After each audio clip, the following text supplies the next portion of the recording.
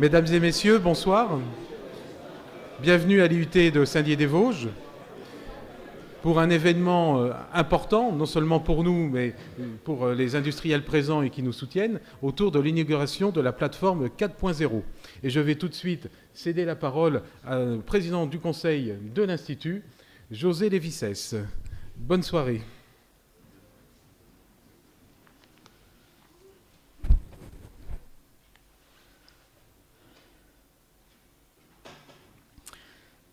Monsieur le Président de l'Université de Lorraine, Monsieur Musnard, Monsieur Guglu, qui représente le maire de Saint-Dié-des-Vosges, Mesdames et Messieurs les élus en grades et qualités, Mesdames et Messieurs les chefs d'entreprise, professeurs et chers étudiants, c'est un grand honneur pour moi de vous accueillir ici pour inaugurer la plateforme de l'industrie du futur, ou plateforme 4.0.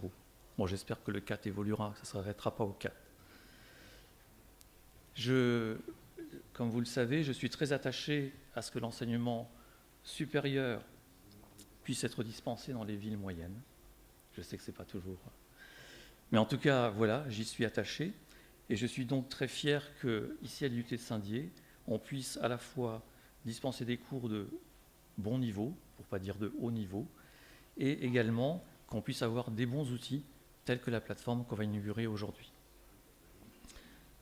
Je vais être court et je vais simplement remercier M. Séchin ainsi que l'ensemble de l'équipe du département G2I et les différentes personnes de l'IUT qui ont travaillé et fait que cette plateforme existe. Merci à tous et je passe la parole à M. Guglu.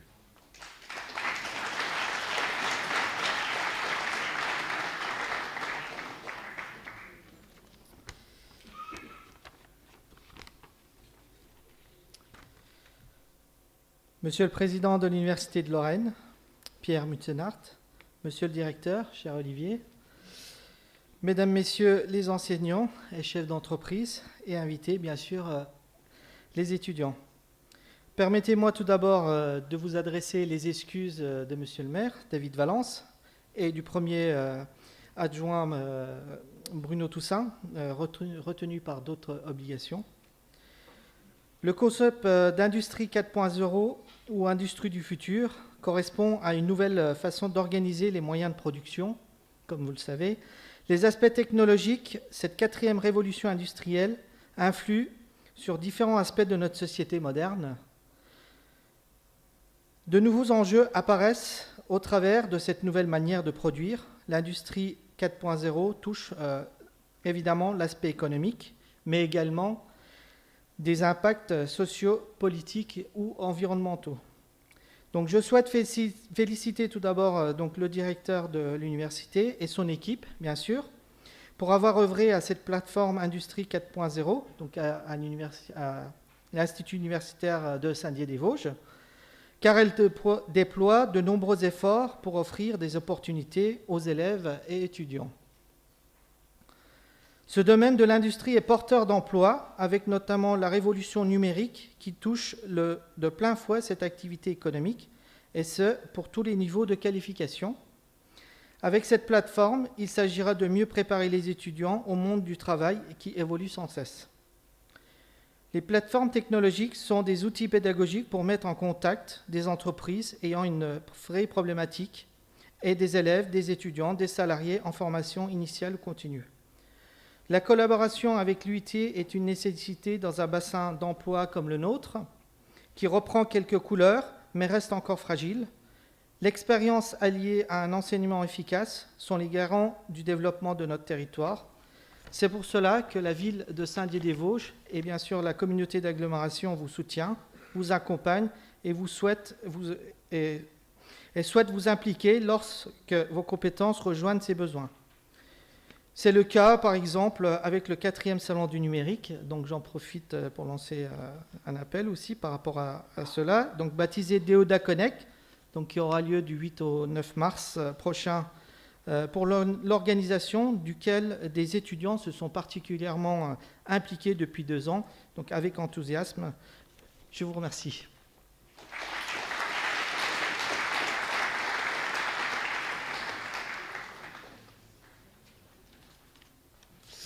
Bonsoir.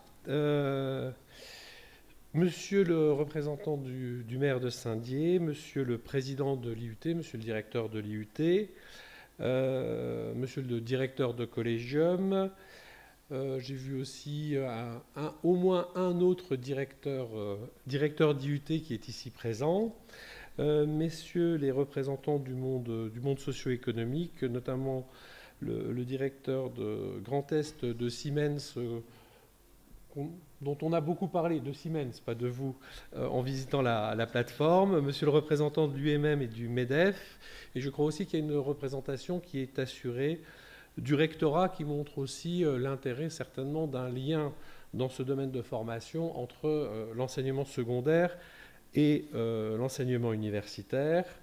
Mesdames et messieurs, chers collègues de l'université, chers étudiants, c'est écoutez, un grand plaisir. Et on va dire que ce soir, Saint-Dié ne sera pas connu que pour sa géographie, parce que c'est une très très belle plateforme que j'ai eu l'occasion de visiter. On voit les efforts qui ont été faits par l'ensemble des équipes pour faire ce montage de cette plateforme et donner à nos étudiants et au territoire un outil à la fois pour la formation, mais je pense pas seulement pour la formation initiale que sont venus chercher nos étudiants de DUT ou de licence pro, mais aussi pour de la formation continue. Et j'ai vu aussi qu'il y avait des certifications qui pouvaient être passées, qui peuvent être passées, je le pense, ou si ça ne l'est pas, je l'encourage, par des gens qui sont en quête de requalification d'emploi, ce qui est une importance pour le territoire. Alors, je vais un peu diverger maintenant simplement de la plateforme pour parler de l'importance de ce qu'on a vu et de la transformation que l'on peut voir qui est due au numérique. Je pense que cette transformation, on n'a pas fini de la voir dans le domaine justement de l'automatique, de la robotique, des systèmes connectés, de ce qu'on appelle des big data. On en est au début. On vient de passer toute une vague qui était plutôt lié au smartphone, et le grand développement qui ont eu lieu ont été vraiment autour des applications et des usages des smartphones. Et là, on va revenir à des choses beaucoup plus industrielles en termes de développement, de création d'activités, qui vont être, et je vais faire la chaîne un peu que j'ai vue, tout ce qui est nouveaux capteurs, qu'on va mettre partout, et notamment dans l'industrie, c'est ce qui a été très très bien illustré sur la plateforme, pour faire des suivis de maintenance, des suivis de production et autres. Derrière ces capteurs sur les chaînes de production, de regarder comment on fait remonter les données sur un réseau et comment on les analyse. Je crois que c'était merveilleusement illustré, et je crois, mais le directeur de Siemens me l'a dit, mais il pourra le répéter si je lui vole ces mots, c'est un endroit unique, parce que ici, pour les étudiants et pour le territoire, les gens qui sont formés à l'ensemble de la chaîne.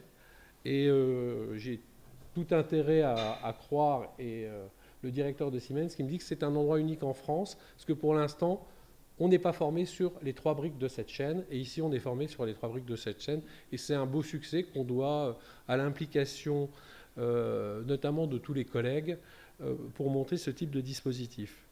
Je pense que c'est extrêmement important qu'il y a 8 IUT à l'Université de Lorraine, que chacun de ces IUT trouve une identité forte, qui s'ancre le mieux possible sur son territoire, et qui soit aussi attractif que possible pour, bien sûr, servir le bassin d'emploi, mais attirer des étudiants qui viennent non seulement de ce bassin, mais de plus loin.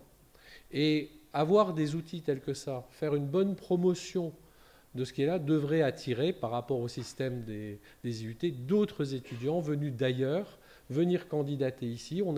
On a quelques succès, on a à faire plus de communication, surtout quand on a des très beaux outils comme cela, pour pouvoir faire venir beaucoup plus d'étudiants. Qu'il y en a qui repartent, c'est normal. Qu'il y en a qui restent, ce sera un bonheur pour le territoire.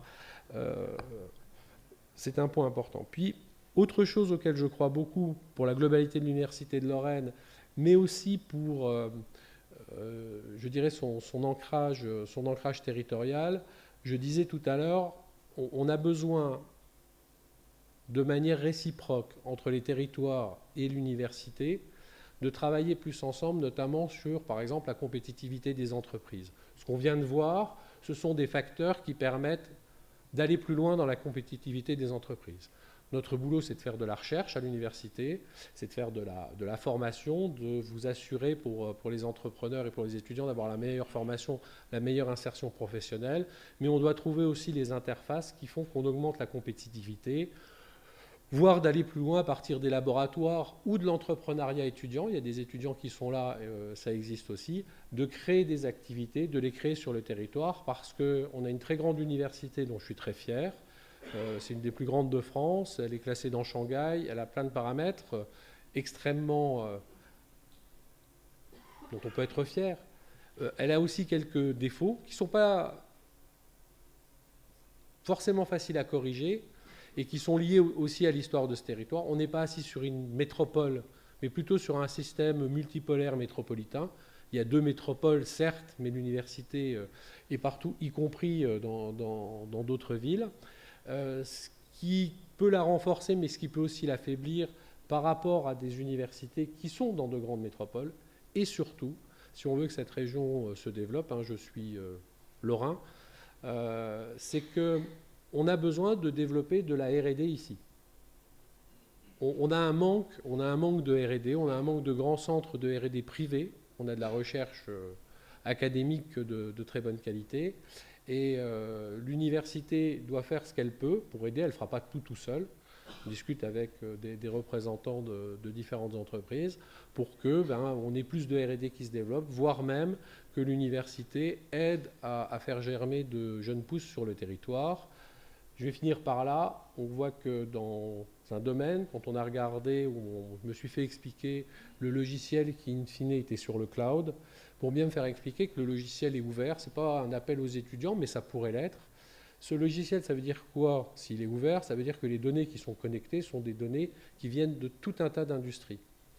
Et derrière, il va y avoir un champ d'expertise à avoir pour développer les solutions dont ont besoin les industriels. Et ça, c'est un champ d'activité que pour un certain nombre d'entreprises, elles ne seront pas forcément capables de le faire toutes seules. Et c'est un champ de développement d'activité que des étudiants qui sont formés ici, avec d'autres étudiants, peuvent entreprendre pour créer des activités. Donc une plateforme comme ça, c'est une plateforme d'attractivité, c'est une plateforme pour une meilleure formation et c'est une plateforme au service des industriels et du territoire. Et donc on peut être vraiment très fier et non pas m'applaudir, mais remercier chaleureusement tous ceux qui ont contribué financièrement, humainement, à ce que cela se fasse. Je vous remercie.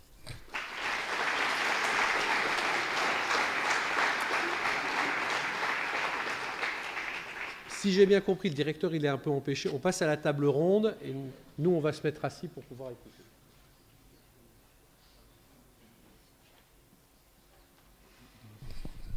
Voilà, juste pour saluer l'arrivée de notre sous-préfète qui est présente parmi nous, et la table ronde peut démarrer.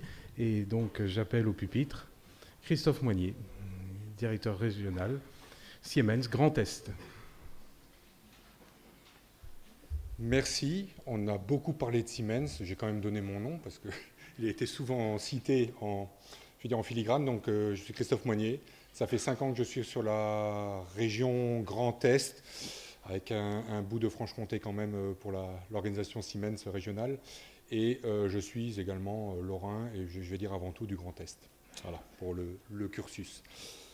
Donc, pour démarrer cette présentation, alors je vous rassure, ça ne va pas être quelque chose de solennel, il n'y a pas de vérité. Je suis là en tant qu'industriel, au service industriel. J'ai à la fois les 2 casquettes, c'est un petit peu la spécificité du groupe Siemens, c'est que nous avons nos propres usines, notamment sur le territoire, qui sont utilisatrices d'une partie de nos solutions, à la recherche d'autres solutions, et nous sommes également, naturellement, metteurs en œuvre de 2 solutions au service industriel. Donc il y a cette dualité, ce qui me permet aujourd'hui de partager un petit peu cette vision de ce que sont les enjeux aujourd'hui pour les entreprises et les industries du territoire, mais de façon plus générale, nationale et mondiale. Donc pour resituer un petit peu le contexte, un petit film qui vous permet tout simplement de comprendre aujourd'hui ce qu'est le monde dans lequel l'entreprise vit avec, au final, un consommateur.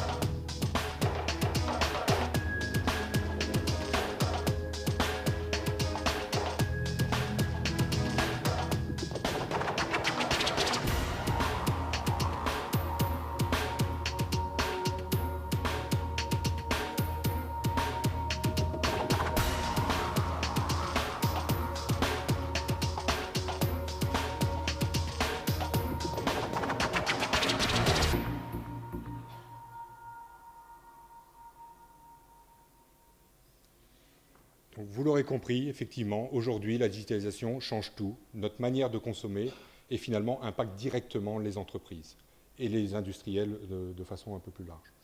Donc aujourd'hui, vous aviez, quand on fait un petit état des lieux, d'exemples très connus, on passe du magasin aux plateformes dématérialisées, avec des délais de livraison quasi aussi rapides que si vous alliez au magasin, le temps de vous y rendre, de l'avoir, ou de commander la pièce si elle n'est pas disponible, vous la recevez désormais à domicile.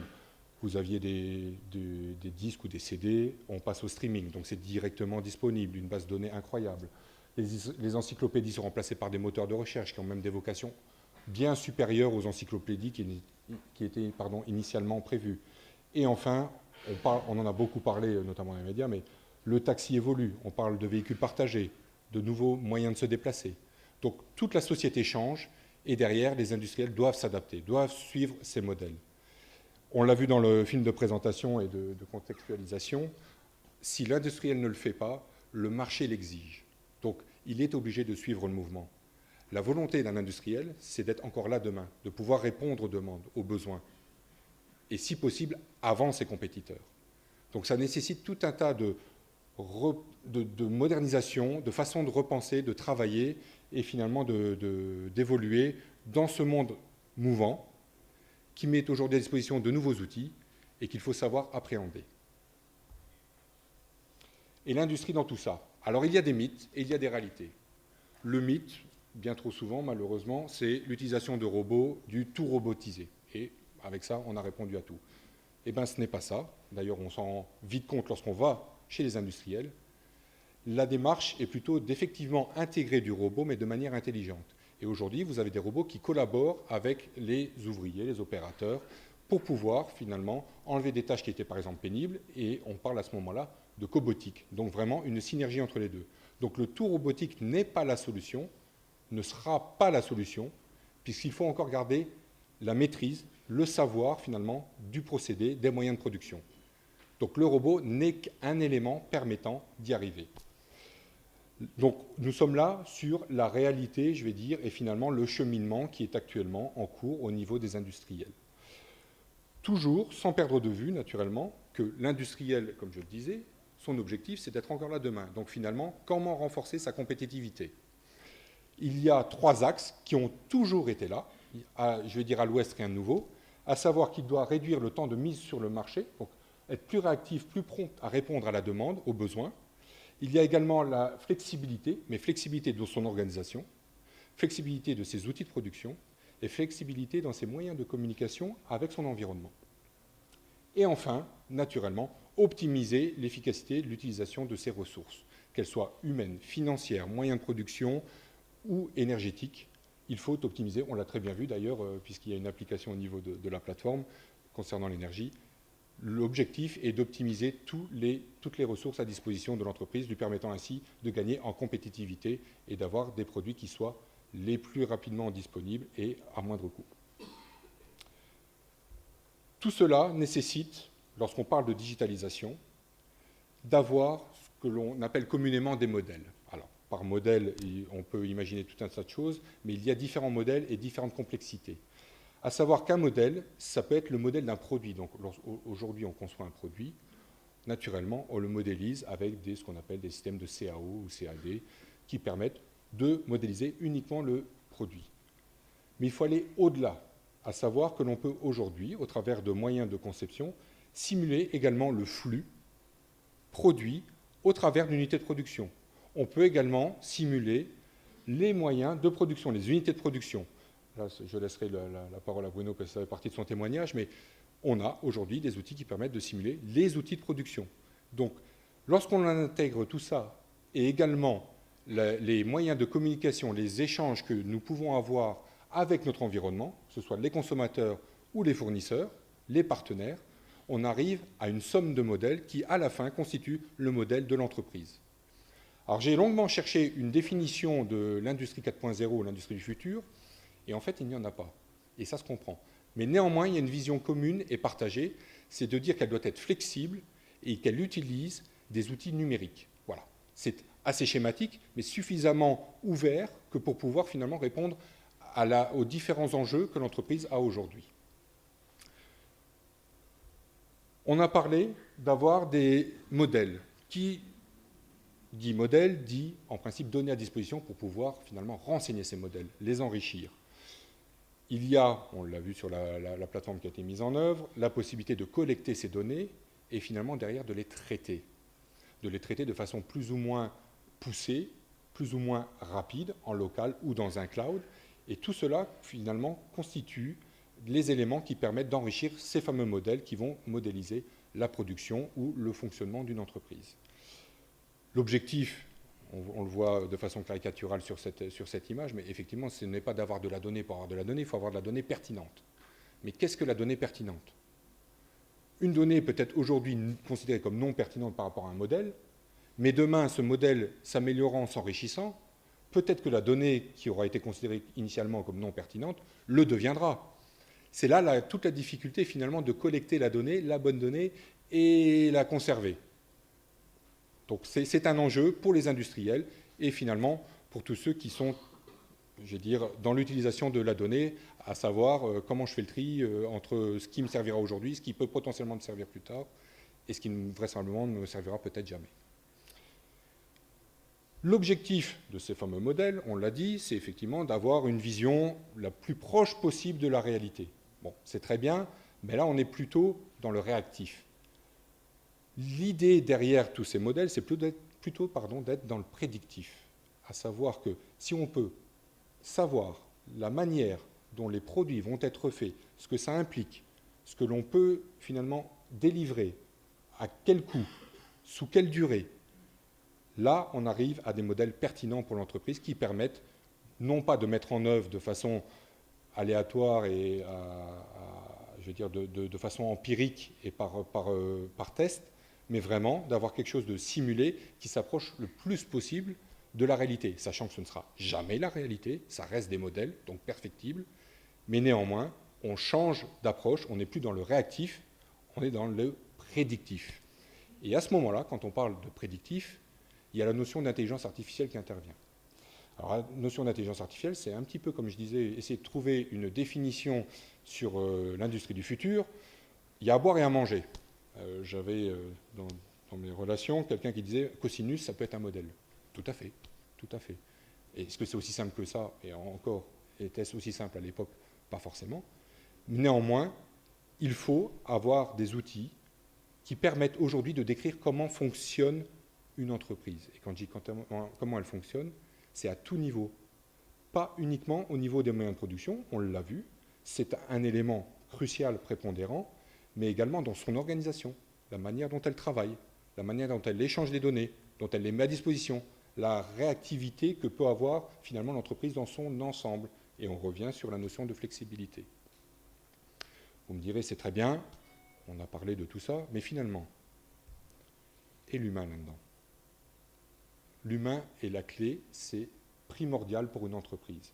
La relation humaine, le savoir-faire, comment fait-on aujourd'hui pour mutualiser la compétence et la connaissance de chacun, la rendre disponible auprès des collègues et finalement mutualiser toute cette connaissance pour, une nouvelle fois, essayer d'approcher un modèle de fonctionnement au sein de l'entreprise qui servira les différents acteurs, inclus la production, inclus les outils de production. Et c'est là où finalement il va falloir faire évoluer les compétences et mettre en place un accompagnement parce qu'on arrive sur des modèles qui aujourd'hui nécessitent, et des modes de fonctionnement, une expertise que l'on appelle accrue. Donc plus grande pour pouvoir finalement mutualiser le savoir-faire de chacun. Et aujourd'hui, je parle des métiers historiques par exemple dans la branche à laquelle je travaille, celui qui est électricien, eh ben, il est également un peu automaticien, il est également un peu mécanicien, et il n'y a plus finalement ce travail en série qu'il pouvait y avoir historiquement, où chaque bureau d'études, où chaque composant d'entreprise, où les achats également intervenaient, mais de façon séquentielle, ça se fait de façon parallèle. Alors pas instantanée, il y a encore un minimum de logique et de suivi dans la démarche, mais néanmoins, il y a une transparence dans les échanges, dans la mise à disposition des informations qui est plus instantanée. Et pour cela, il y a des plateformes qui sont mises en œuvre, des plateformes d'échange qui existent. Il y a des solutions logicielles. Alors, Chez Siemens, s'il y en a, je ne suis pas là pour faire la publicité, mais juste pour dire qu'il y a aujourd'hui des moyens de communiquer au sein des entreprises qui permettent d'échanger, et lorsqu'un élément, une composante change dans l'entreprise, que ce soit au niveau du savoir-faire, au niveau du produit fabriqué, que tout le monde qui peut être impacté par ce changement ait l'information disponible et puisse revoir rapidement ce que cela implique dans son process, dans son métier. Je prends un petit exemple très concret. Vous avez la fabrication d'un élément mécanique. Vous choisissez de mettre un vérin, on va en parler un petit peu aux étudiants côté conception. Vous mettez un vérin avec une course de 200 mm, c'est très bien. Vous le passez finalement à 150 en vous disant qu'on peut optimiser dans le fonctionnement de la machine. Ça a un impact. Ça a un impact sur la conception de la machine, ça a un impact sur le fonctionnement de la machine, ça a un impact au niveau des achats, le composant n'a plus le même prix, ça a un impact au niveau du SAV, puisqu'il faut mettre à jour la documentation et que l'organe qui s'occupe du service après-vente ait cette bonne information, sans nécessairement et naturellement perdre l'historique. Parce qu'il y a quand même des équipements qui sont peut-être sortis avec le vérin qui faisait 200 mm de long. Donc, il faut savoir historiser ce savoir, il faut pouvoir parfois repartir à des points intermédiaires, il faut parfois partager ce savoir, cette connaissance, et lorsqu'il y a un challenge à relever parce qu'il y a une nouvelle demande, un nouveau besoin, que l'entreprise puisse l'étudier de façon commune. Et ce changement, cette approche au niveau de l'entreprise, aujourd'hui, c'est un projet d'entreprise.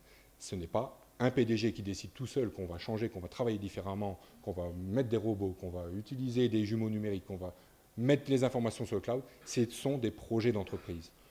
Je le dis, nous sommes nous-mêmes entreprises, fabricants.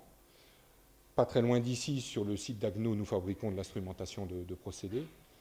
Nos équipes, tous les jours, se creusent la tête pour savoir quels sont les moyens à mettre en œuvre, du PDG jusqu'à l'opérateur, pour pouvoir finalement être plus compétitif, premièrement, répondre plus facilement aux besoins et enlever naturellement, dans la mesure du possible, la pénibilité aussi pour les opérateurs.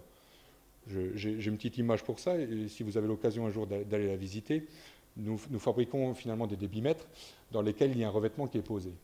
Et quand on regarde sur les gros débitmètres l'épaisseur du revêtement et la force qu'il faut pour pouvoir le faire, ce sont des bodybuilders qui font ça. Donc, très sincèrement, je n'aimerais pas le faire. Et donc aujourd'hui, on réfléchit à la mise en place, par exemple, d'exosquelettes. Pas forcément un robot, un exosquelette. Donc ce qui permet de soulager l'opérateur, on ne le remplace pas, mais on aménage son poste. Et là, on est vraiment dans le progrès. On fera le travail plus rapidement. Donc on est sur la bonne dynamique, la bonne démarche.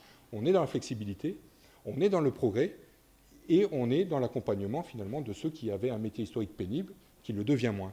Donc ce n'est pas le tout robot, c'est comme je le disais en début de présentation, un compromis.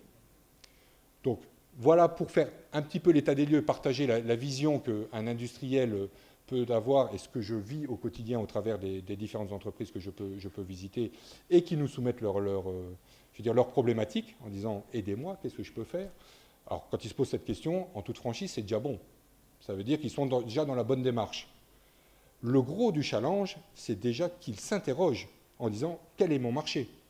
Est-ce que je suis encore bien placé? Est-ce que je fais ce qu'il faut? Je ne suis pas obligé de tout révolutionner dans mon entreprise. Mais quels sont les points faibles, ou en tout cas que je peux améliorer, qui me permettront, à moindre coût, parce que le but, c'est naturellement de ne pas forcément mettre à genoux l'entreprise financièrement, mais à moindre coût, progresser.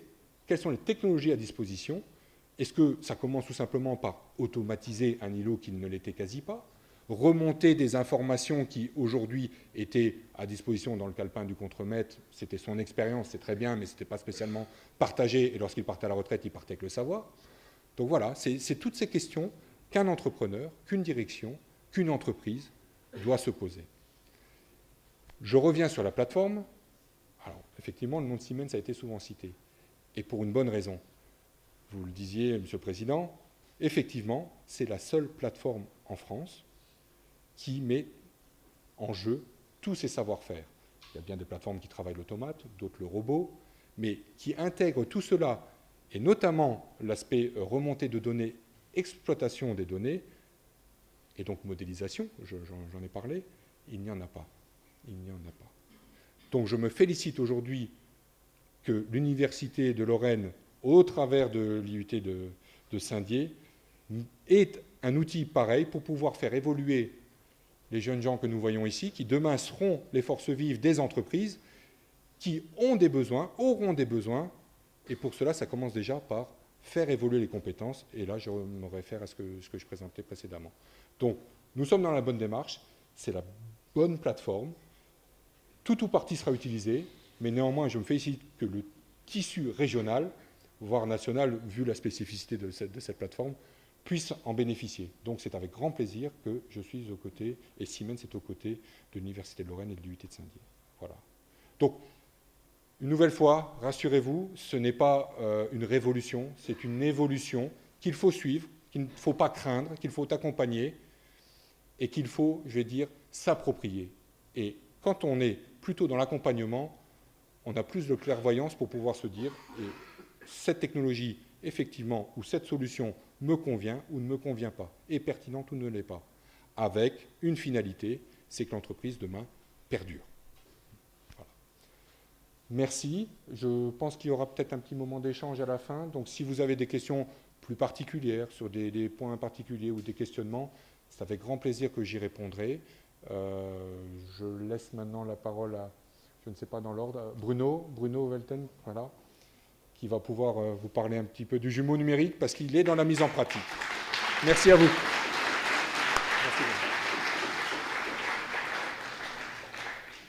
Je me présente, je suis Bruno Welten, président de Solutech. Donc je vais vous passer 2-3 slides sur un peu la société et après je vais vous montrer une vidéo qui sera beaucoup plus parlante sur ce qu'on fait sur le jumeau numérique.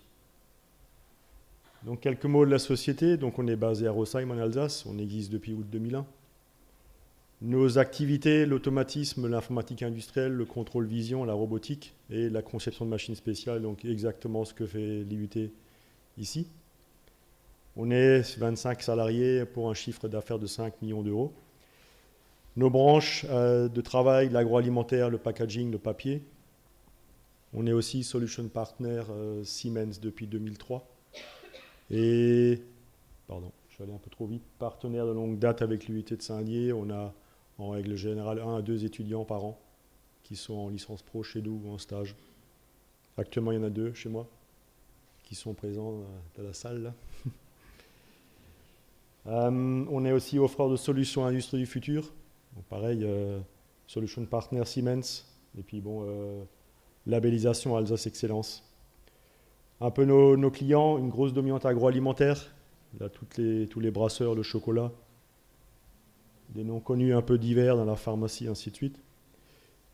Je vais vous présenter donc le jumeau numérique qu'on utilise avec les logiciels de chez Siemens. Donc pour la conception 3D de Solid Edge, pour la simulation NX-MCD, pour la simulation CIMIT et le TIA Portal. Donc par rapport à ça, je vais vous présenter une vidéo. Donc ce que nous faisons, nous, c'est qu'on fait du jumeau numérique, c'est-à-dire on fait Je vous ai mis ici, à droite, la représentation virtuelle, les tests virtuels qu'on a fait dans nos locaux. Et à gauche, vous avez effectivement le palettiseur en réel, en fonctionnement chez le client. Donc ça nous permet de tester complètement le programme automate, la commande numérique au bureau.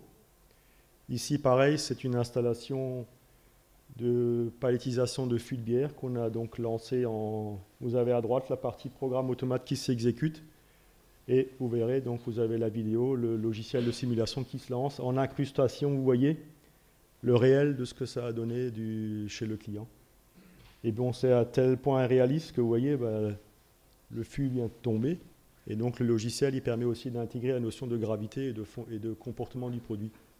Pareil, un changeur de moule dans le chocolat. Vous avez en bas à droite effectivement la partie théorique qui a été testée, simulée chez nous dans les bureaux, avec la machine en réel, en fonctionnement chez le client, en incrustation vidéo en haut à gauche.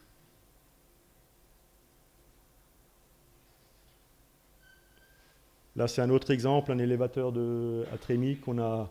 Pareil, on teste le programme automate à droite et on a effectivement le comportement réel du système dans le logiciel de simulation. Pareil, de la simulation de convoyage de disjoncteurs. Donc on peut les tester avec les butées, les convoyeurs, le comportement des produits. Une autre machine qui fait du remplissage de flacons de sang. Donc c'est une machine complètement conçue Solutech. Et donc on a pu tester entièrement la machine virtuellement avec le remplissage. Et vous verrez à un moment donné, les flacons, ben, ils vont descendre. Donc là, c'est un petit peu... On va le voir, ça ne va pas tarder. Donc ces machines sont actuellement en test réel chez nous à l'atelier.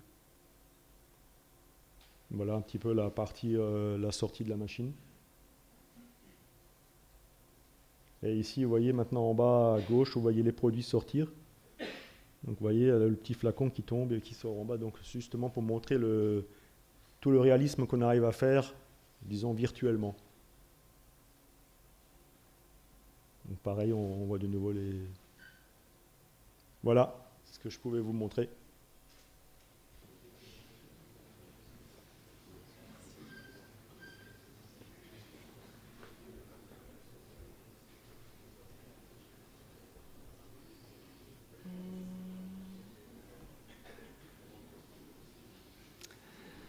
Bonsoir, je vous remercie d'être venu nous écouter. Donc, je suis Julien Hanot, je suis ingénieur roboticien chez Numalliance et je suis accompagné de Jean-François Counil, qui est membre fondateur de Numalliance et aussi responsable du pôle recherche et développement chez Numalliance. Donc, nous allons vous présenter en fait la robotique chez Numalliance en vous présentant un cas concret de l'avant-projet jusqu'à l'installation chez le client final d'un projet. Et nous allons après nous agrandir sur l'avenir de la robotique chez Numalliance. Mais avant ça, nous allons présenter, enfin Jean-François va présenter Numalliance. Je vais faire une toute petite présentation. Donc alors, petit rappel, bon, on est local, on est à 10 minutes, hein. Donc à Saint-Michel-sur-Meurthe, c'est la maison mère. Donc on est aussi implanté en France dans 5 sites, même 6 parce qu'il en manque un. On a eu un nouveau site depuis le mois de janvier, voilà, à Saint-Étienne. Donc on voit un petit peu sur la France. On vend des machines en France, un tout petit peu, 10%, 90% à l'export. Et puis on est implanté un peu partout dans le monde, ouais, évidemment. Donc on fabrique, c'est une fabrication 100% française. Voilà, je tiens à le dire. Donc, qu'est-ce qu'on fabrique? En fait, on fabrique des machines-outils. Donc, des machines-outils essentiellement pour le travail du métal. Donc, on tortille des bouts de fil pour faire des caddies, des pédales de frein, des outils pour le jardin, des tuyaux pour aller un petit peu partout. Bien sûr, dans les voitures, hein, c'est 50% du marché pratiquement, mais aussi dans des avions, dans des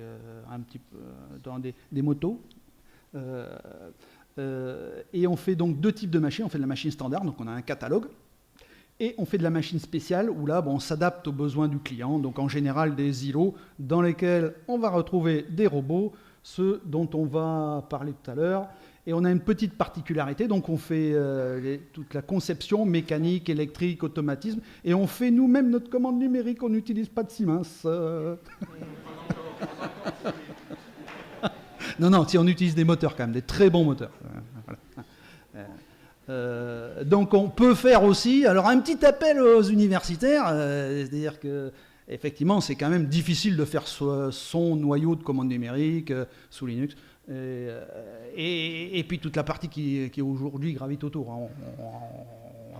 On souffre quand même un peu de temps en temps, il faut avouer. Hein. Bon, alors donc on va parler de la robotique parce qu'on nous a demandé de parler de ça. Hein. Donc la robotique, avant 2016, c'était géré par les automaticiens chez nous. Donc les automaticiens, il y a des techniciens supérieurs, il y en a qui ont fait une partie de leur étude ici, il y a des ingés, il y a un petit peu des deux. Et puis après, à l'atelier, c'est les metteurs au point qui font les stages et qui savent utiliser les robots. La première partie, c'est de l'étude. La deuxième partie, c'est l'utilisation, la mise au point, le réglage et la formation des clients. Et à partir de 2016, on a dit, ça augmente vraiment. Et puis il va falloir se tourner vers des utilisations plus simples pour les opérateurs. Donc on a embauché 2 ingés, dont le barbu qu'on voit là-haut qui a fait sa licence ici, là. Voilà, et donc en GE2I, non, en A2I à l'époque. Vous voyez, c'est vrai que ça n'arrête pas de changer de nom. Donc aujourd'hui on intègre en standard 4 marques de robots qu'on peut voir aussi. Donc on réalise évidemment les avant-prochets pour pouvoir vendre aux clients la machine, l'îlot en général. Et puis on réalise après toute la programmation, la mise au point sur site. ce dont Julien va vous parler sur un exemple. Voilà, je lui laisse la parole. On commence par un petit film. Voilà. Donc ça, c'est une machine que nous avons installée chez le client il y a 1 an et demi, donc, qui fait des pièces automobiles. Alors, cette machine, en fait, il y a 4 robots, mais on ne voit que 3 robots sur la machine. Et on va s'intéresser en fait aux 2 robots au fond, donc les 2 robots ABB au fond. C'est assez spécifique pour nous parce que l'installation a été faite en 2 fois. Donc, il y a 1 an et demi, on a installé, il n'y avait qu'un seul robot et une presse. Donc, le client a produit ses pièces. Et il y a 6 mois, en fait, il est revenu nous voir et on a réinstallé un 2e robot pour pouvoir, en fait, réinstaller une 2e pièce. Parce qu'il avait des nouvelles pièces appui-tête qui devaient passer dans 2 presses. Donc, une presse par extrémité. Donc, ce qui s'est passé, c'est que on s'est posé la question comment on allait passer la pièce de la 2e presse vers la suite de la machine. Donc on avait un cahier des charges très spécifique, hein, donc on devait pouvoir s'adapter en fait à la pièce, la pièce qui faisait entre 500 et 1500 mm, et on devait faire en fait des orientations, parce qu'à chaque fois qu'on passait dans une presse, il fallait qu'on soit orienté parfaitement pour les matrices de la presse. On devait aller chercher directement dans cette même presse, hein, donc dans les morts, donc, ce qui rajoute de la difficulté pour la machine. Et comme la machine était déjà installée chez le client, on devait vivre en fait avec l'implantation. On ne pouvait pas déplacer la machine et arrêter la production trop longtemps, c'est vrai. Donc on devait vivre avec ça. Alors je ne sais pas si vous l'avez vu, en plus on avait un poteau qui était en plein milieu de la machine qui n'était pas prévu. Ça a été un peu difficile. Donc, il y a quand même eu un peu le nerf de la guerre, c'est quand même le temps de cycle. Hein. Le client, quand il nous a demandé ça, il nous a dit qu'il était d'accord, mais qu'il fallait garder le temps de cycle, hein, donc de 7 secondes. Donc on a réussi. Donc quand on est passé par là, donc on s'est posé avec le responsable de projet et on s'est posé la question comment donc on allait passer de la presse à la suite de la machine. Donc il y avait 2 possibilités, soit en rajoutant un robot, soit en rajoutant un transfert. On s'est rendu compte rapidement que le robot en fait avait plus d'avantages que le transfert, qu'il pouvait accéder à la presse facilement, qu'il s'implantait en plus avec le système de base des robots à l'implantation réelle. Hein. Donc si on a une petite erreur de 0,5 degrés quand on implante la presse, il n'y a pas de problème. Hein. On peut y aller facilement, il n'y a pas de problème d'alignement. Et surtout, d'un point de vue coût, avec l'encombrement et avec les mouvements qu'on devait faire, ça nous coûtait moins cher. Alors il y a 2 avantages aussi qui sont plus pour le client, qui sont que les machines, les robots sont des standards, hein, plus que les transferts, et ça permet plutôt au client, quand il a fini sa production, hein, dans 5-6 ans, de prendre le robot et d'aller l'installer sur une nouvelle ligne, sans problème. Donc, comme on n'avait pas la machine, on a dû taper dans la simulation, hein, pour choisir le robot, pour vérifier que le BEMECA, il n'y avait pas de problème, hein, voilà, il puisse travailler, et qu'on n'avait pas donc d'interaction avec la machine. Donc on a tout réimplanté de A à Z d'un point de vue des robots, que ce soit le premier robot ou le nouveau robot, et on a essayé de regarder qu'il n'y ait pas de problème de collision. Donc, ce qu'on peut rajouter peut-être, c'est que aujourd'hui on travaille dans le numérique depuis 20 ans. On utilise aujourd'hui des CAO pour dessiner. On ne dessine plus avec un bout de papier et des crayons. Donc le modèle numérique existe et présent. Quand on voit toute la machine que vous avez là, tout est complètement numérisé. Donc en fait, on va importer le modèle du robot dans ce modèle. Voilà. Et après, on va l'utiliser pour vérifier les cycles, ce que va expliquer Julien. Déjà expliqué en partie Julien. Donc, ça nous a aussi permis en fait de garantir à notre client qu'on gardait le temps de cycle.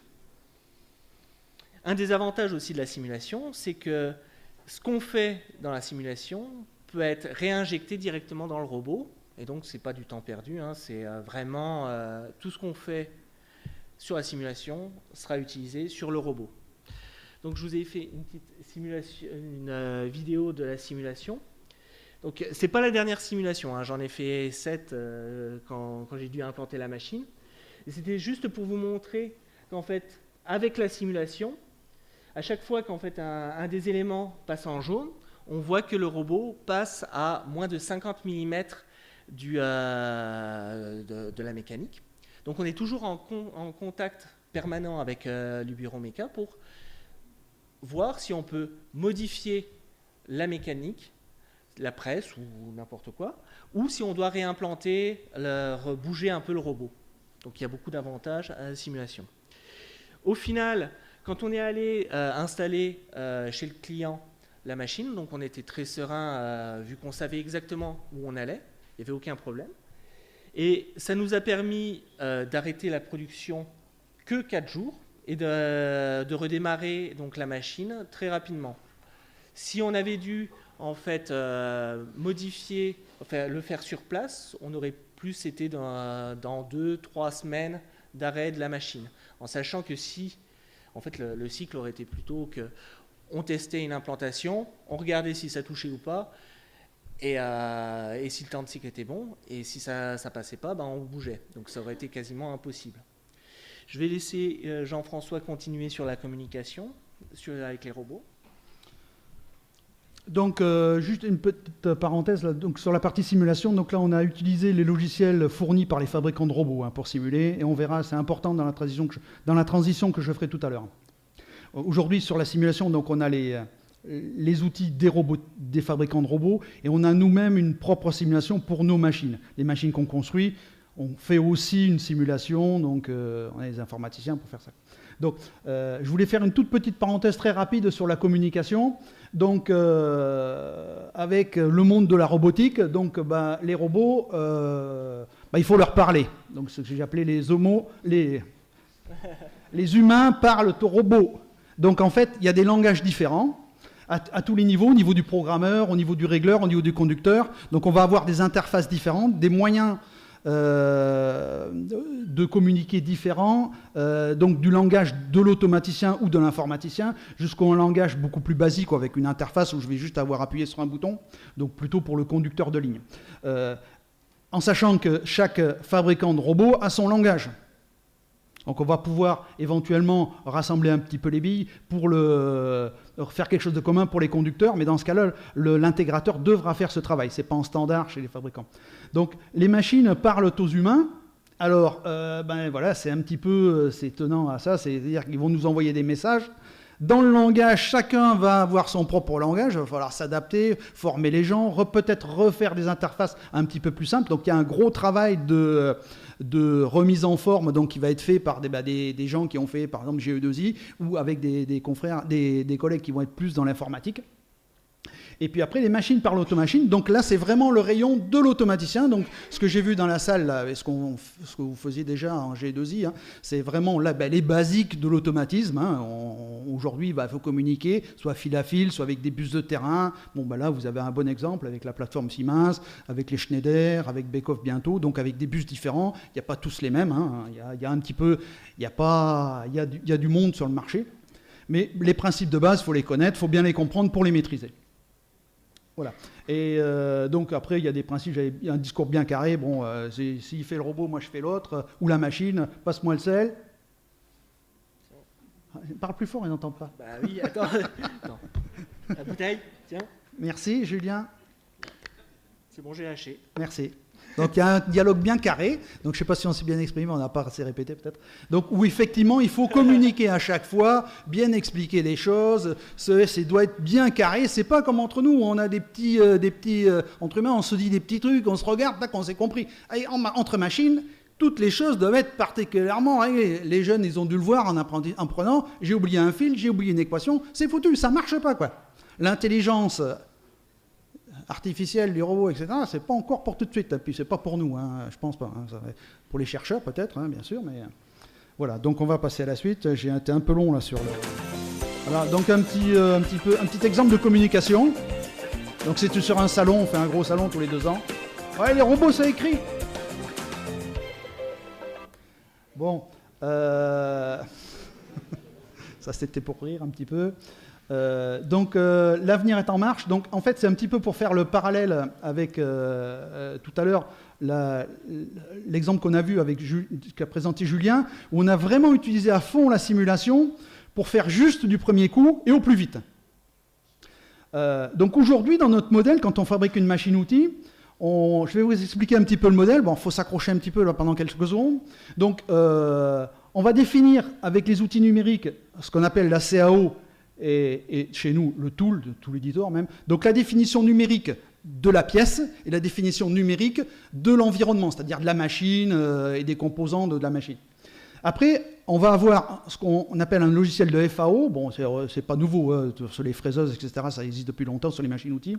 Mais bon, là, on s'est fait notre propre outil de FAO qui va en fait permettre de fabriquer le programme qui va être lu et compris par la machine-outil, c'est-à-dire par l'automate ou la commande numérique. Donc on a cette phase qui part d'un modèle numérique avec une définition de la machine et qui va nous permettre de générer ce que j'ai appelé en rouge une gamme, donc en fait le programme de la machine, qui est compréhensible par un automate. Après, on va utiliser la simulation. Donc en fait, on va lire avec la simulation ce fameux programme machine. On va utiliser les modèles numériques de la machine et on va pouvoir visualiser, comme on le voit à droite, mais bon, c'est un petit peu statique, mais comme on l'a vu tout à l'heure avec Julien, visualiser ce que fait la machine et même la fabrication de la pièce. Donc il y a deux phases là. On va bouger, au lieu de bouger des vrais éléments, des vrais moteurs, avec un vrai vérin, on a des vérins virtuels, des moteurs virtuels, et on va bouger des pièces qui sont virtuelles, voire les fabriquer. Dans notre cas, on tortille beaucoup de ferraille. Ben, on a une phase, donc après, quand les éléments se rencontrent, eh ben, on va pas faire des collisions, mais justement plier la pièce. Après, si tout se passe bien, si ça se passe pas bien, bon, on revient à la première partie, on modifie la pièce, on modifie la gamme, on peut intervenir au niveau de la FAO. Et puis après, bon, on va exécuter la pièce, le programme, donc le même programme, exactement le même, sur la machine, et on va fabriquer donc une pièce. Et après, qu'est-ce qu'on va faire? Une fois que la pièce est fabriquée, on va la mesurer. On travaille à une matière, bon, on a une petite particularité, le travail du fil est fait, c'est jamais exact, donc il faut contrôler, quoi. Donc on va mesurer cette pièce avec une machine à mesurer. La machine à mesurer, ben, c'est aussi numérique, ça va redonner un fichier. Le fichier, on va effectivement le mettre dans le même modèle que le modèle qui définit la pièce au début. Il y a des standards là-dessus, hein. Et on va faire la correction, c'est-à-dire réinjecter dans le modèle du départ, refaire la FAO, refaire la gamme, refaire la visualisation, etc. Et donc on va mettre automatiquement une pièce au point beaucoup plus vite. Les premiers projets qu'on a fait là-dessus, il y a plus de 15 ans, on économise 8 heures assez facilement pour fabriquer une pièce. C'est énorme, quoi. Quand le client est obligé de fabriquer 5 pièces par jour, bah, il fait que ça. Il est obligé d'utiliser une machine pour faire que... Alors que là, bah, on fait ça au bureau, on va à l'atelier, et après on n'a plus que la mise au point. On économise vraiment un temps phénoménal, quoi.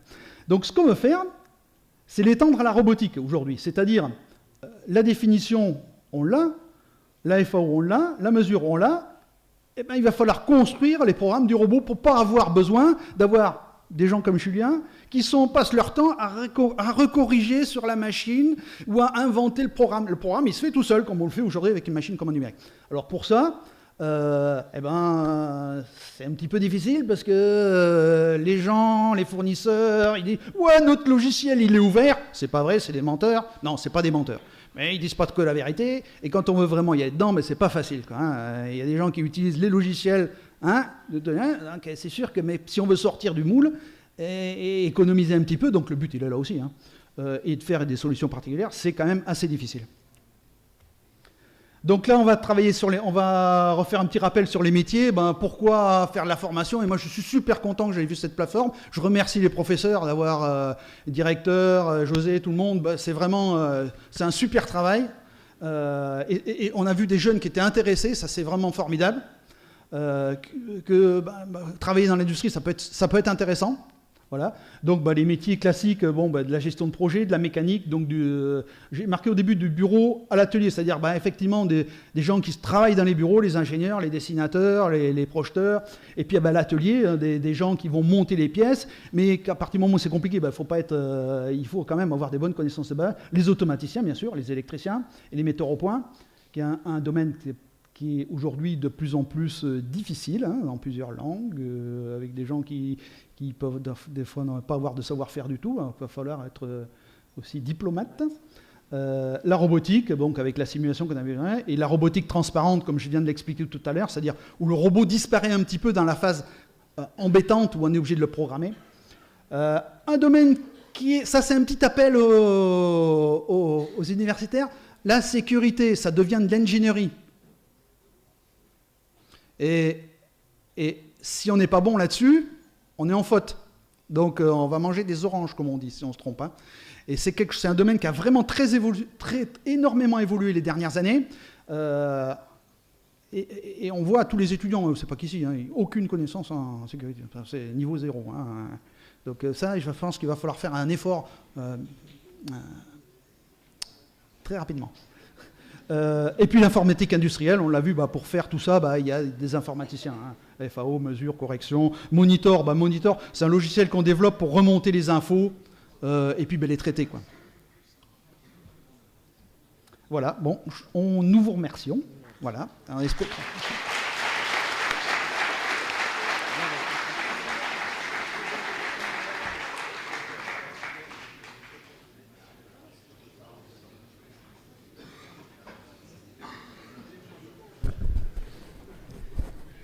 Alors rassurez-vous, je ne vais rien vous présenter. Merci. Indépendamment de présider l'Institut, et j'en suis très fier, je dirige aussi une petite structure qui s'appelle AppMobile et qui est spécialisée dans le traitement de l'information. Donc je vais faire le lien avec les questions-réponses qui vont être posées tout à l'heure. Et sur l'information, je voudrais dire quelque chose avant de commencer ces questions-réponses.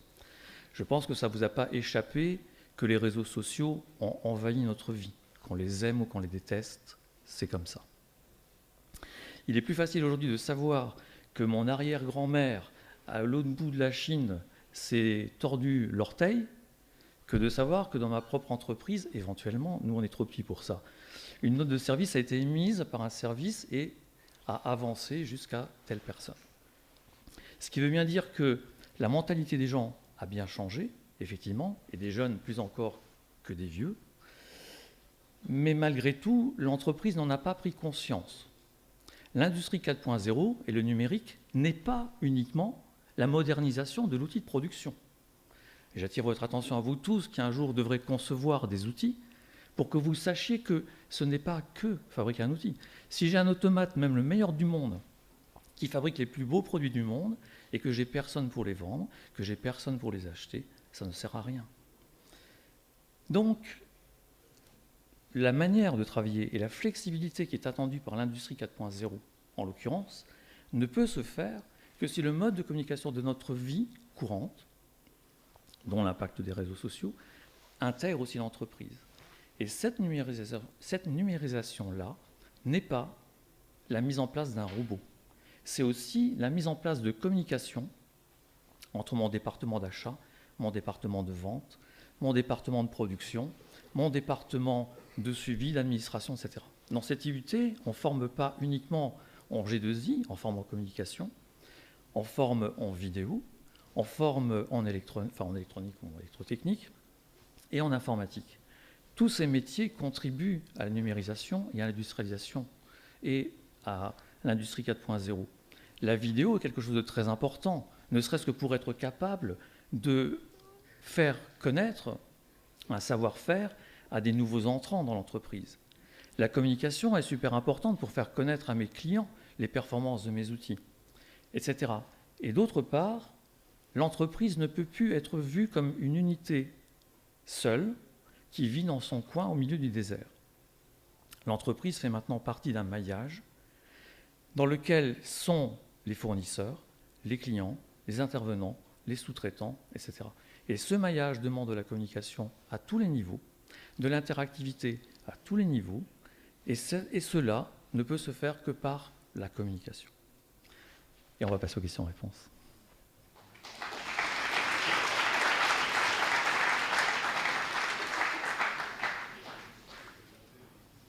Donc, y a-t-il déjà des questions ? Lancez-vous. Merci. Alors, non, la première est toujours la plus dure, mais je ne vais pas être le seul. Hein, je vais bien regarder derrière moi. Non, c'était une remarque sur la cybersécurité qui, en effet, est un enjeu, c'est la sécurité des systèmes. Et on forme des gens dans ce domaine-là. Par contre, il y a une vraie difficulté qu'on peut avoir et à laquelle on peut réfléchir, c'est que pour l'instant, tous les gens qui sont formés en cybersécurité vont plutôt dans des très grands groupes ou sur des très grandes entreprises et ne s'intéressent pas forcément à la sécurité, je dirais, des objets connectés. Ou alors ils s'y intéressent dans les grands groupes, mais pas forcément, j'ai entendu la taille de votre société, mais on forme des gens dans ce domaine-là. On a même un laboratoire de virus à l'université, où il faut faire très attention de ne pas ouvrir le bocal, parce qu'ils sont très méchants. Mais c'est l'équivalent d'un laboratoire P4 pour des virus biologiques qui seraient extrêmement destructeurs. Mais je l'ai déjà entendu, on travaille aussi avec l'université de Sarrebruck, qui a une spécialité dans le domaine de la cybersécurité. Et il y a un niveau, c'est-à-dire la cybersécurité ou la sécurité industrielle sur les logiciels et les objets connectés, où il y a beaucoup de failles encore et pas assez de gens formés, ça je le reconnais. Voilà, donc vous pouvez, il y a des ingénieurs à Télécom Nancy qui sont dans ce domaine-là. Et maintenant, qui prend la question? La vraie? Moi, c'était une remarque.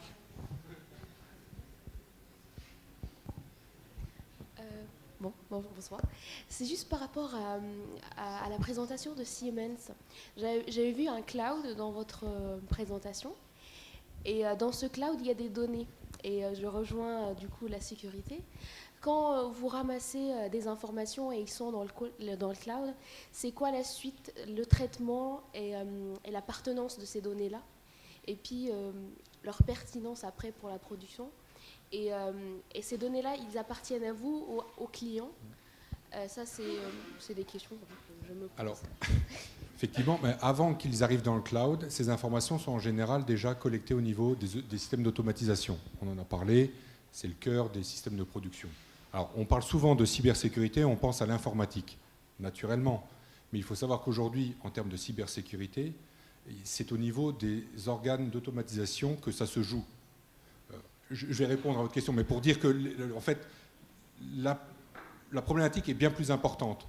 Vous avez des chaînes de supermarchés aujourd'hui qui se font pirater par leurs systèmes, leurs automates de gestion de la climatisation. Donc, ils ne passent pas par les ordinateurs de l'assistant, de l'ingénieur, de je ne sais qui. Ils passent par l'automatisation. Donc, il y a déjà un premier enjeu de savoir sécuriser aujourd'hui les automatismes qui sont mis en œuvre. Il faut savoir qu'au niveau du gouvernement, il y a un organisme qui est spécialisé là-dedans, qui s'appelle l'ANSSI, qui dépend directement du Premier ministre. Et qu'un certain nombre d'opérateurs, la liste est aujourd'hui officiellement diffusée, mais un certain nombre d'opérateurs sont dits opérateurs d'intérêt vital, à savoir qu'ils doivent prendre des mesures pour pouvoir protéger leurs données, pour ne pas qu'un externe puisse intervenir sur leur système de production. Alors on pense à la santé, à l'agroalimentaire, au transport, naturellement le nucléaire, mais lui encore, je vais dire, il est à l'ancienne école justement par rapport aux dangers que ça peut représenter, et donc il préfère rester sur d'anciennes technologies, pour les raisons de sécurité que l'on comprend. Mais cette notion de sécurité est primordiale déjà dans la collecte des informations sur le terrain. Ensuite, et c'est là que je réponds à votre question, il y a effectivement la remontée des informations dans le cloud. Alors on va appeler ça le cloud Siemens, mais en fait il n'appartient pas à Siemens. Nous utilisons des plateformes et la donnée appartient à l'utilisateur. Nous n'avons pas la main sur ces données. Ces données sont cryptées de la même manière que vos cartes bancaires sont cryptées aujourd'hui. Donc les données n'appartiennent pas à Siemens. Vous êtes le propriétaire de ces données et vous choisissez à qui vous donnez accès à ces données. Et les plateformes peuvent être dans le cloud, des clouds, je veux dire, connus, soit chez Microsoft ou autres, mais ils peuvent également être, si vous êtes suffisamment, je veux dire, armé et avez l'assise financière nécessaire, dans un data center qui se trouverait chez vous. Mais bon, tout le monde ne peut pas forcément mettre un data center. Il faut s'appeler quand même. Et là, on rejoint effectivement les grands groupes qui ont les moyens de s'équiper, d'avoir les experts et de tout gérer par eux-mêmes. Donc, la remontée de données est primordiale, la sécuriser l'est aussi. Et aujourd'hui, dans le cloud, on parlait du cloud Siemens, la donnée vous appartient. Nous n'avons pas la main dessus. L'avantage je vais le dire, mais comme nous sommes quand même européens, c'est qu'il n'y a pas les business acts américains qui peuvent intervenir en disant voilà, comme vous êtes une société américaine, vous devez me libérer, comme on l'a déjà vu sur d'autres applications, l'accès aux données. Donc ça vous appartient et nous ne pouvons pas intervenir. J'espère avoir répondu. En ce qui concerne la sécurité, à côté des aspects donc, de cybersécurité, il y a aussi la sécurité des personnes et notamment des opérateurs qui interviennent. Et ça repose pour une part sur l'étude de la bonne adaptation des outils que vous développez aux utilisateurs. Mais je n'ai pas entendu le mot ergonomie. Est-ce que c'est quelque chose qui est présent dans vos travaux, qui a sa place dans votre cursus, dans votre cycle de fabrication? Oui, bien sûr. De toute façon, on a des cahiers des charges par rapport à ça. On travaille beaucoup avec des grands groupes qui ont des exigences même au-dessus. Mais effectivement, comme vous le rappelez, la sécurité du personnel, et c'était un petit peu ça que je visais tout à l'heure, on a aujourd'hui, c'est un domaine qui a évolué énormément, quoi, et on est un petit peu pauvre en termes de ressources au niveau des étudiants. Et, alors, il y a un master d'ergonomie qui vient d'ouvrir à l'Université de Lorraine à cette rentrée. Donc voilà, je pensais aussi à ça en vous faisant... Mais pour la gestion de la sécurité du personnel, donc c'est un petit peu nouveau, quoi. De toute façon, on le ressent au niveau des organismes aussi de contrôle. Hein. En fait, bon, pour être clair, hein, il y a l'ingénieur qui chapeaute le truc, qui connaît. Après, c'est pas encore descendu dans les sphères un petit peu plus basses. Hein. Donc on est aujourd'hui dans un domaine un petit peu, pas flou, mais on va dire souple. Je vais juste partager une expérience. Je citais tout à l'heure dans l'exemple de notre site d'Agno. Il faut savoir qu'aujourd'hui, le site d'Agno revoit régulièrement, naturellement, ses lignes de production en fonction des besoins. Et historiquement, lorsqu'il devait revoir cette ligne, l'ergonomie de la ligne, ça se faisait avec des cartons. Ça vaut ce que ça vaut, mais c'était un moyen de simuler effectivement les postes de travail. Et les opérateurs venaient dessus, ils disaient c'est trop bas, c'est trop haut, c'est pas assez large. Enfin bref, ils étudiaient et optimisaient le poste comme ça. Aujourd'hui, ils utilisent, pour le coup, des outils de simulation de poste. Donc en intégrant, on l'a vu au niveau de la machine, mais finalement de l'unité de production, les schémas des outils de production, en modifiant les caractéristiques, on arrive aujourd'hui même à avoir des simulations de personnes physiques avec leurs caractéristiques, si c'est un homme, si c'est une femme, s'il est grand, s'il est petit. Il y a aujourd'hui des outils de simulation de poste de travail. Donc ça existe aussi. Ça ne remplacera pas le savoir-faire d'un ergonome qui, lui, doit naturellement apporter sa touche, son savoir, mais derrière, lorsqu'il imagine quelque chose, pour regarder la pertinence, on a également des outils qui permettent de modéliser, simuler l'ergonomie et la valider.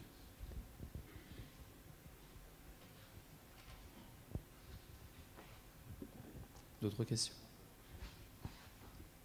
Je vais en poser une alors, moi, pour vous. Quel est le temps d'implantation d'une machine? Parce qu'il faut que je joue les candides aussi, sinon... Donc, quel est le temps d'implantation d'une machine telle que celle que vous avez présentée sur la vidéo tout à l'heure? En combien de temps ça se met en route entre le moment où l'usine l'achète et le jour où elle est en fonctionnement, en production? C'est moi qui vais répondre, c'est pas grave. En règle générale, sur de la machine spéciale, on est sur des délais de 6 à 8 mois. Entre passation de commande, études, simulation numérique, montage atelier, test atelier, câblage et mise en route. Ouais, on est sur l'ordre de 6 à 8 mois. Et après, effectivement, un peu comme chez Numalliance, les délais d'intervention doivent être très courts chez les clients.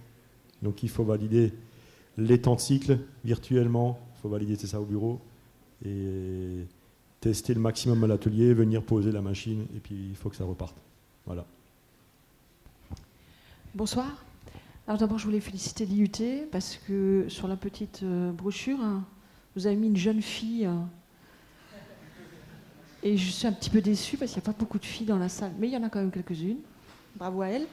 Et surtout, il n'y a pas de femmes à la tribune. Ça, c'est dommage. Ça, c'était juste une petite observation en passant. J'ai une question concernant les data centers.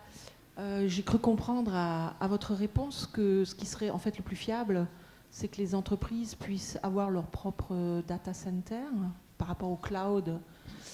Est-ce que actuellement dans le monde, il y a des réflexions sur des data centers coopératifs, c'est-à-dire qui permettraient à des petites entreprises d'accéder à de l'accès en data center de façon protégée et qu'on partagerait en fait à plusieurs?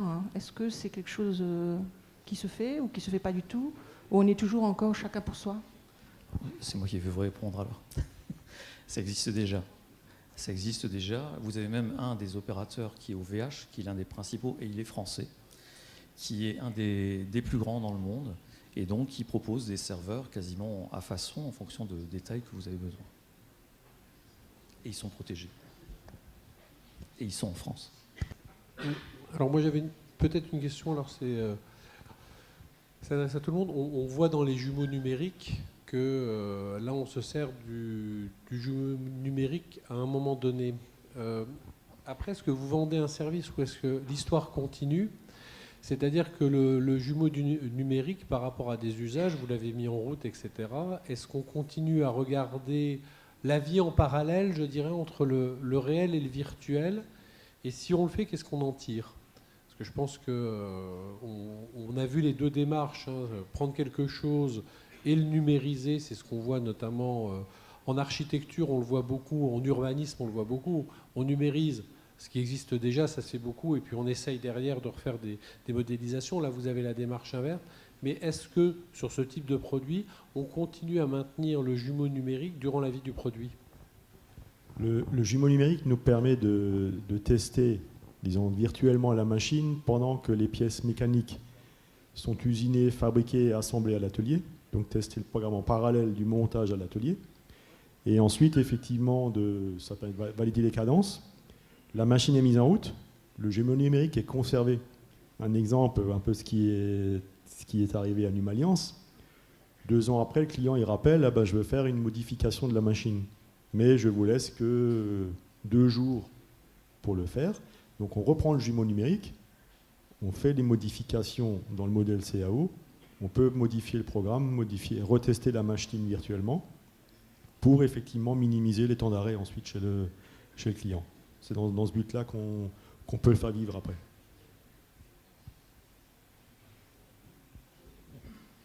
Il y a même de nouveaux modèles aujourd'hui d'utilisation, puisqu'on aime bien payer pour l'usage. C'est la grande tendance en disant je veux juste payer ce dont j'ai besoin.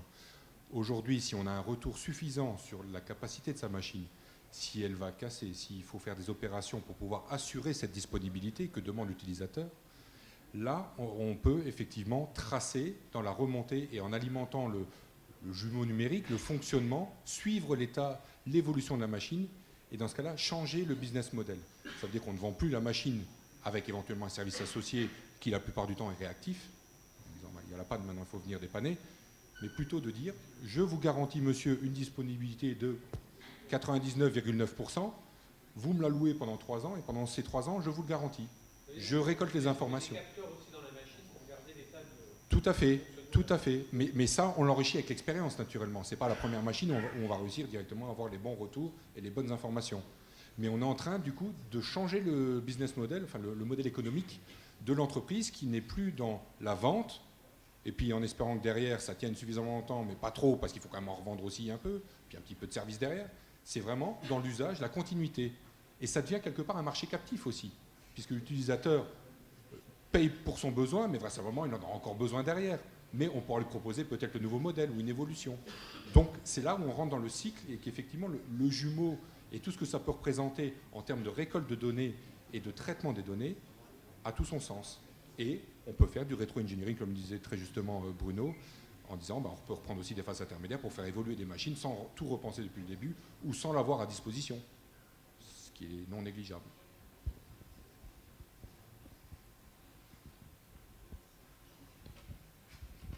Juste une petite remarque là, sur le jumeau numérique. Donc nous, on n'a pas appelé ça le jumeau numérique.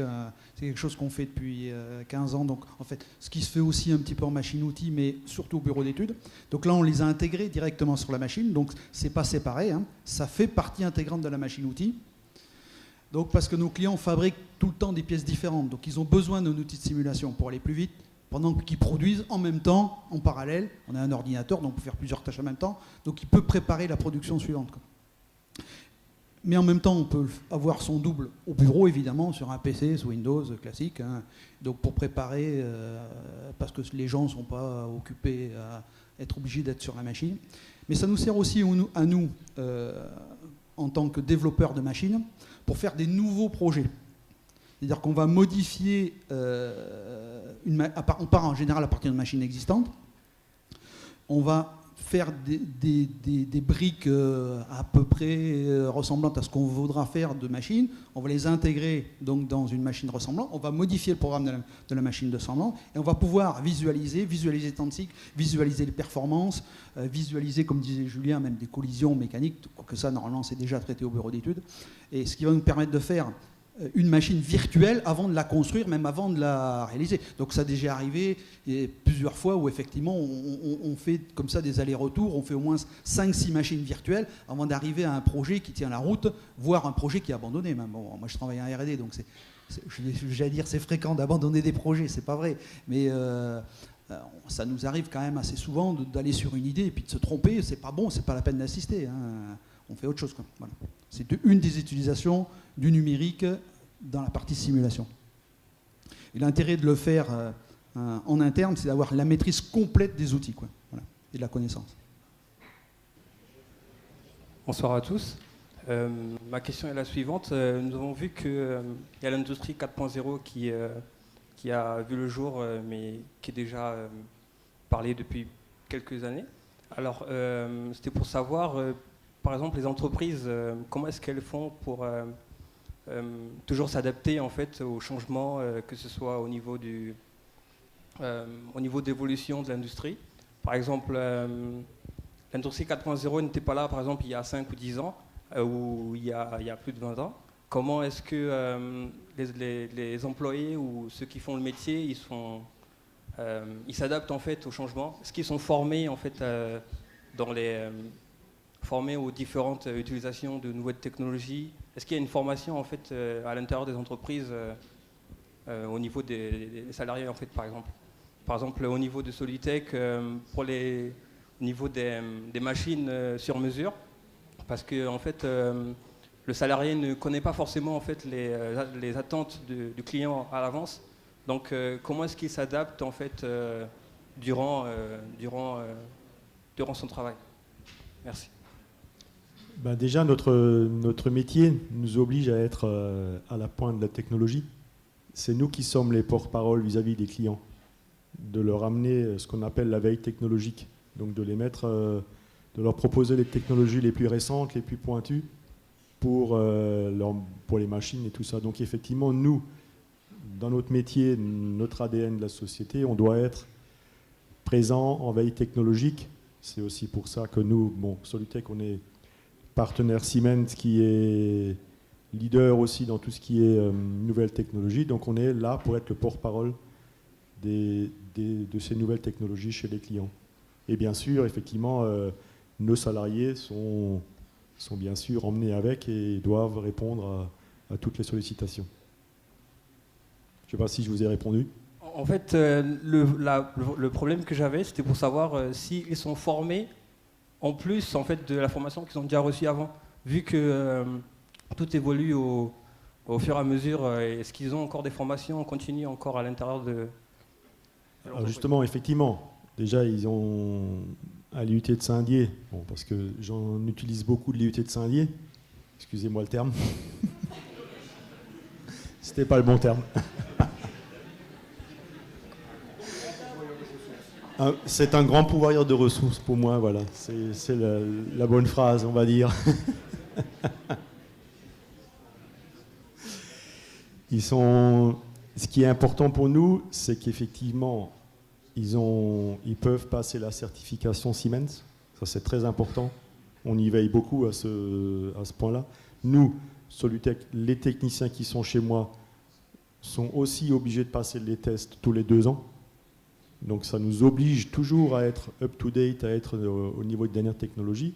Et nos différents salariés sont formés continuellement sur les nouveaux programmes, les nouvelles technologies, ainsi de suite. Voilà, je ne sais pas si je vous ai répondu maintenant. Et je vais passer la parole. Alors, Si la question est existe-t-il une formation industrie 4.0, la réponse est non. L'industrie 4.0, c'est une vision sur ce que devrait être l'industrie dans le futur et comment on peut l'atteindre en restant, entre guillemets, vivant dans l'industrie.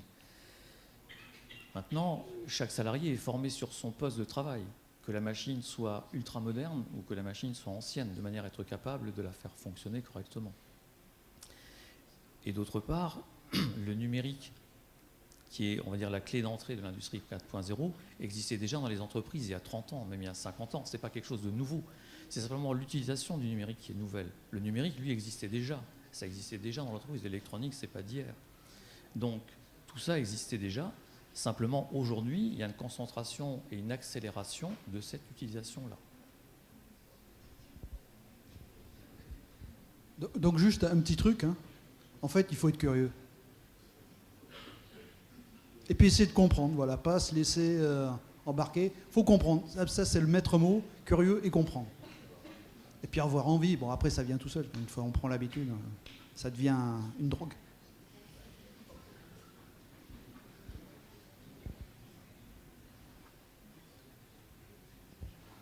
D'autres questions ?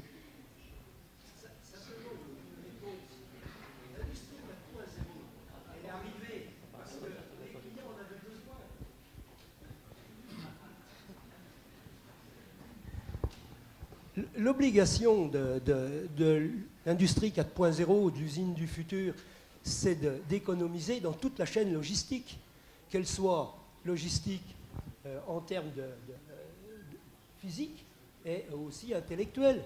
C'est essentiellement ça, la raison. Pas uniquement. Pardonnez-moi. Moi, je suis désolé. Moi, je suis dans l'industrie depuis 45 ans. Hein, je me suis aperçu qu'on travaillait que pour gagner de l'argent, quoi. Hein. C'est vrai. D'accord, et nos patrons gagnent que pour faire gagner de l'argent à leurs actionnaires. Donc, la finalité, c'est de tuer toute la non-VA.